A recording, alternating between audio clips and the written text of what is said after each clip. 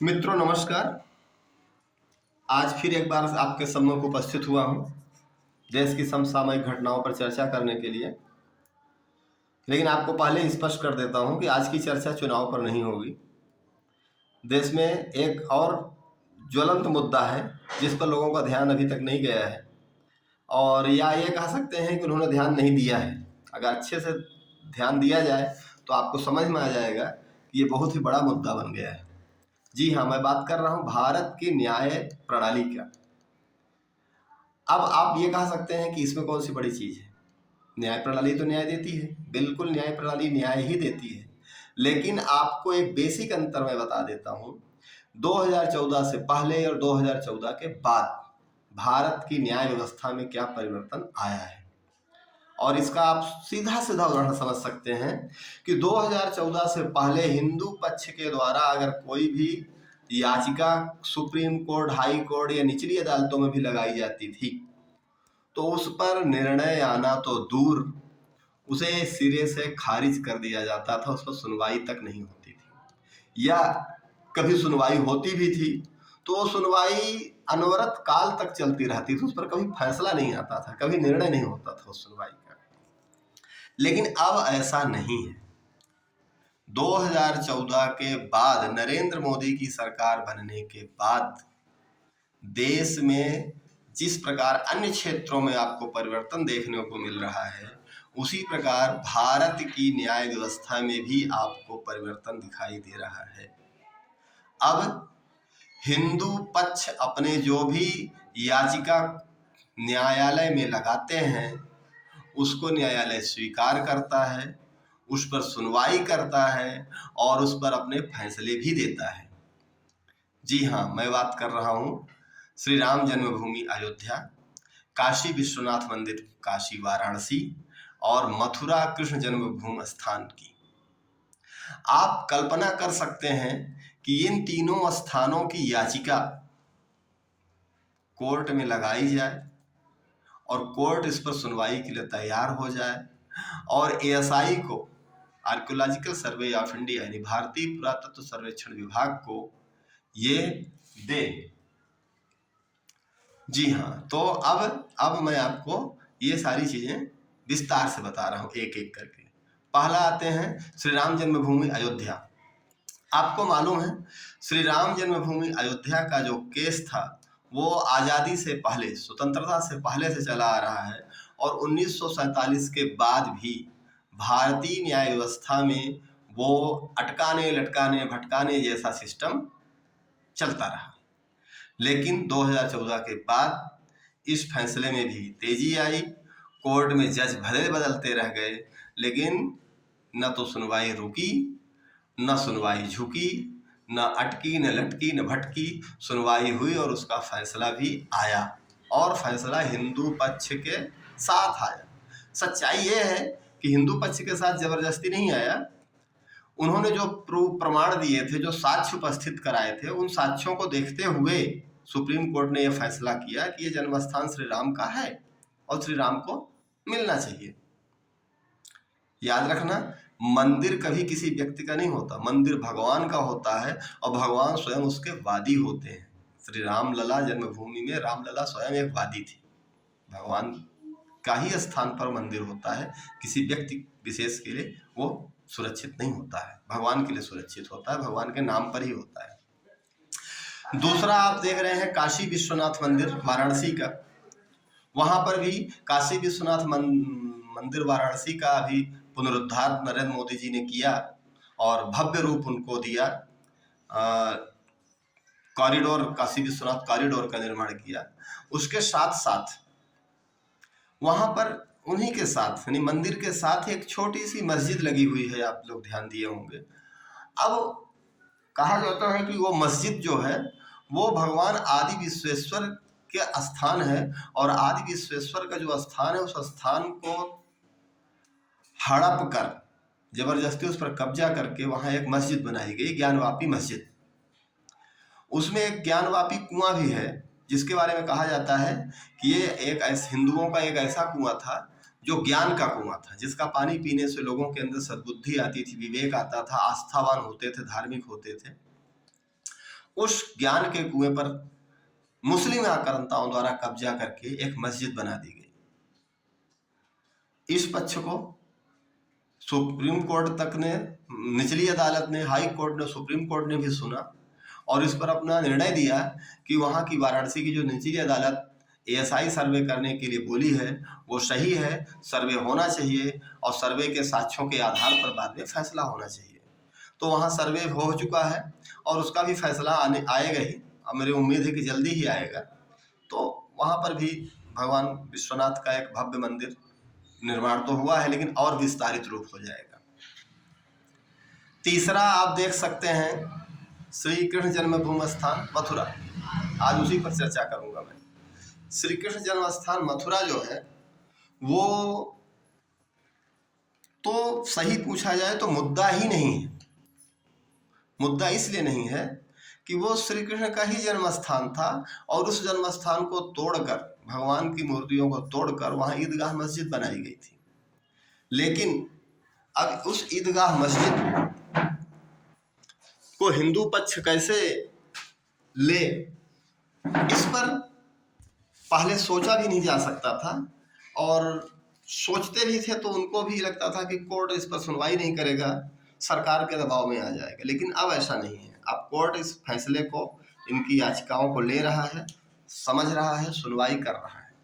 जी हाँ, मथुरा में 13.37 एकड़ जमीन है जिसको श्री कृष्ण जन्म स्थान के नाम से जाना जाता है और श्री कृष्ण जन्म स्थान के लिए ही वो जमीन है।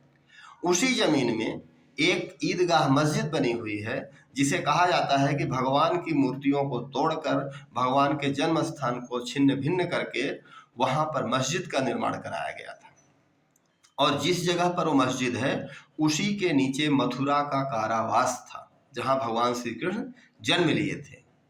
5000 आज से लगभग 5000 वर्ष पूर्व भगवान श्री कृष्ण का जन्म हुआ था और वो जन्म स्थान जो है वो मथुरा में है। और मथुरा में जो कारावास था जहाँ जन्म लिए थे भगवान, वो स्थान आज ईदगाह मस्जिद है, उस पर बना हुआ है, उस स्थान पर। और इसका प्रमाण भी है, आप ईदगाह मस्जिद में जो गए हैं, देखे हैं, वो बता रहे हैं कि मस्जिद में कमल का स्तंभ है, शेषनाग की मूर्तियां हैं और अन्य हिंदू धार्मिक प्रतीक चिन्ह वहाँ दिखते हैं। तो लेकिन हुआ क्या था, इसमें एक छोटी सी कहानी भी है। कहानी ये है जो कि आजकल विरोधी दल या कांग्रेस या समाजवादी पार्टी जो बोलती है कि भैया इस पर तो समझौता हो गया था 1968 में। तो समझौता जो हुआ था मैं उस पर प्रकाश डालना चाहता हूँ। हुआ ये था कि 1968 में इंदिरा गांधी के शासनकाल में, इंदिरा गांधी तत्कालीन प्रधानमंत्री थी इंदिरा गांधी, तो इंदिरा गांधी ने दबाव डलवाकर एक नया ट्रस्ट बनवाया। उस ट्रस्ट का नाम था श्री कृष्ण जन्म स्थान सेवा संघ, जिसका कुछ जन्म स्थान से कोई लेना देना नहीं था। तो इंदिरा गांधी ने दो पक्षों में समझौता कराया। वो दो पक्ष कौन थे? पहला था ईदगाह मस्जिद ट्रस्ट और दूसरा था श्री कृष्ण जन्म स्थान सेवा संघ।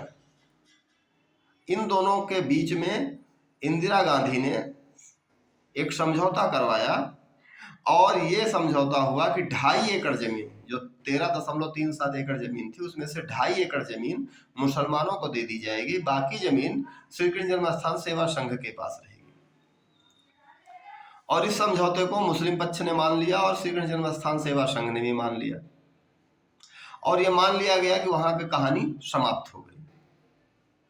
मैं आपको ये बताता हूं कि भला हो विष्णु शंकर जैन और हरिशंकर जैन का, इनके नाम आप हमेशा याद रखना। भारतवर्ष का हिंदू समुदाय सदियों तक, हजारों साल तक जितना नरेंद्र मोदी का ऋणी रहेगा उतना ही इन दो वकीलों का ऋणी रहेगा, हरिशंकर जैन और विष्णु शंकर जैन। ये पिता पुत्र हैं, हरिशंकर जैन पिता हैं और उनके पुत्र हैं विष्णु शंकर जैन। आप वैसे भी देखेंगे ना तो दोनों की सिमिलरिटीज भी है, शरीर पर काला कोट और दोनों की दाढ़ी। अब पिताजी चूंकि बूढ़े हैं हरिशंकर जी, तो उनकी सफेद दाढ़ी है, विष्णु शंकर जी की काली दाढ़ी है और विष्णु शंकर जी का सफेद लाल तिलक, भगवा रंग का तिलक उनकी पहचान है। तो ये हिंदू धर्म के पुनर्जागरण में जितना नरेंद्र मोदी जी का हाथ है, उस उतना ही, उससे कम नहीं कह सकते आप, क्योंकि न्यायालय प्रणाली में उतना ही इनका हाथ है। ये तो बताया इसीलिए कि भला हो विष्णु शंकर जैन का, कि वो मेहनत करके उस जमाने की ओरिजिनल डीड तक को भी लाए, खोजबीन करके एक एक शब्दों को पढ़े समझे, और उसके बाद उन्होंने याचिका लगाई, और याचिका में ये कहा कि श्री कृष्ण जन्म स्थान सेवा संघ जिसने ईदगाह मस्जिद ट्रस्ट से समझौता किया, उस ट्रस्ट का कोई अस्तित्व ही नहीं था, वो फर्जी था। और फर्जी संघ के द्वारा अगर कोई ट्रस्ट समझौता कर लिया जाता है तो वो कैसे मान्य हो सकता है। और सही भी है। मान लीजिए आपका घर है और आपका पड़ोसी उसको किसी दूसरे के साथ बेचने का एग्रीमेंट कर ले, तो आप तो बोलोगे कि भैया उसने एग्रीमेंट कर दिया, लेकिन सच्चाई है कि जब उसका घर ही नहीं है तो एग्रीमेंट कैसे कर सकता है। वही चीज यहाँ पर है। अच्छा, इसमें हुआ क्या है कि मसीरे आलमगीरी, ये औरंगजेब का जीवन कहानी है, यानी आत्मकथा बोल सकते हैं। तो मसीरे आलमगीरी में स्पष्ट लिखा हुआ है कि केशव देव मंदिर को तोड़ा गया।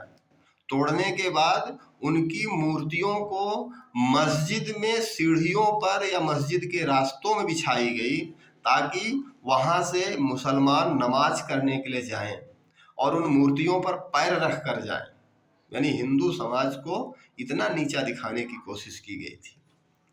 और आज भी इसीलिए बोला जाता है कि जब सर्वे होगा तो आज भी उस स्थान पर मंदिर के अवशेष, मूर्तियों के अवशेष, हिंदू प्रतीक चिन्हों के अवशेष मिलेंगे, क्योंकि औरंगजेब की आत्मकथा में लिखा हुआ है कि मस्जिद में जो मुसलमान नमाज पढ़ने जाएंगे उनके नीचे मंदिर की मूर्तियों के और हिंदू प्रतीक चिन्हों के अवशेषों को बिछा दिया जाए, ताकि उस पर पैर रखते हुए हो जाए।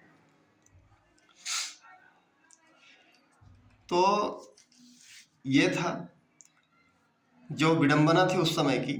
अब उसको समाप्त करने के लिए देवतुल्य विष्णु शंकर जैन जी आए हैं, जो कि एक रिट लगाई, अपनी कोर्ट में एक याचिका डाली कि इस पर सुनवाई की जाए। अच्छा, अब यहाँ पर क्या हुआ कि हिंदू विरोधी पक्ष जो हैं, जैसे आपका वक्फ बोर्ड है, मुस्लिम पर्सनल लॉ बोर्ड है, या विरोधी दल जो विपक्षी हैं, कांग्रेस, समाजवादी पार्टी, बाकी जो भी पार्टियां अपने आप को सेकुलर कहती हैं, वो मतलब हिंदू विरोधी पार्टियां जो हैं, तो उनका कहना यह है कि 1991 में तत्कालीन कांग्रेस सरकार ने एक कानून बनाया था कि 1947 के समय, 15 अगस्त 1947 के समय जिस धार्मिक स्थल का जो स्वरूप था वैसा ही रहेगा आगे चल के। तो कोर्ट ने उसके जवाब में कहा, सुप्रीम कोर्ट ने कहा, ध्यान रखना कोई निचली अदालत नहीं, सुप्रीम कोर्ट ने ये कहा इसके जवाब में कि 1991 का कानून ये कहता है कि 15 अगस्त 1947 को जिस धार्मिक स्थान का जो स्वरूप था उसको बदला नहीं जाएगा, लेकिन उस स्थान का क्या स्वरूप है ये पता लगाने का अधिकार तो सबको है। और ये पता कौन लगा सकता है? भारतीय पुरातत्व सर्वेक्षण विभाग। वो जब सर्वेक्षण करेगा और उस सर्वेक्षण के आधार पर वो बताएगा कि 1947, 15 अगस्त 1947 से पहले या उसके बाद या उस समय उस स्थान का क्या स्वरूप था। वहाँ पर हिंदू अवशेष थे या मुस्लिम अवशेष थे, वो तो जब सर्वेक्षण होगा तभी पता चलेगा ना। भाई आप ये बोलते हो कि 15 अगस्त 1947 को जो स्वरूप था वही रहेगा, तो वो स्वरूप क्या था इसका पता कैसे चलेगा? उसका पता तो आप जांच परख के ही कर सकते हो। तो उनकी वहाँ ये भी फेल हो गया और कोर्ट ने नहीं माना इनकी बात को और सीधा सीधा कहा कि आर्कियोलॉजिकल सर्वे ऑफ इंडिया, भारतीय पुरातत्व सर्वेक्षण विभाग, जिसको कि हाई कोर्ट ने मंजूरी दी है कि वो वहाँ जाके सर्वे करे, तो सर्वे करेगा और सर्वे करने के बाद कोर्ट में अपना रिपोर्ट देगा और उस रिपोर्ट के आधार पर फिर सुनवाई होगी। तो आपको आज यही बताना था कि भारत में सामाजिक राजनीतिक बदलाव नहीं आया है, न्यायालय में भी बदलाव आया है। 2014 के बाद, नरेंद्र मोदी सरकार बनने के बाद आप न्यायालय पर भी गौर करेंगे तो बहुत सारे आपको ऐसे निर्णय मिल जाएंगे जो पहले जिस पर फैसला करने की हिम्मत नहीं हुआ करती थी, आज उस पर साक्ष्यों के आधार पर सही फैसले हो रहे हैं। ठीक है, तब तक के लिए नमस्कार, फिर मिलेंगे, जरूर मिलेंगे, धन्यवाद।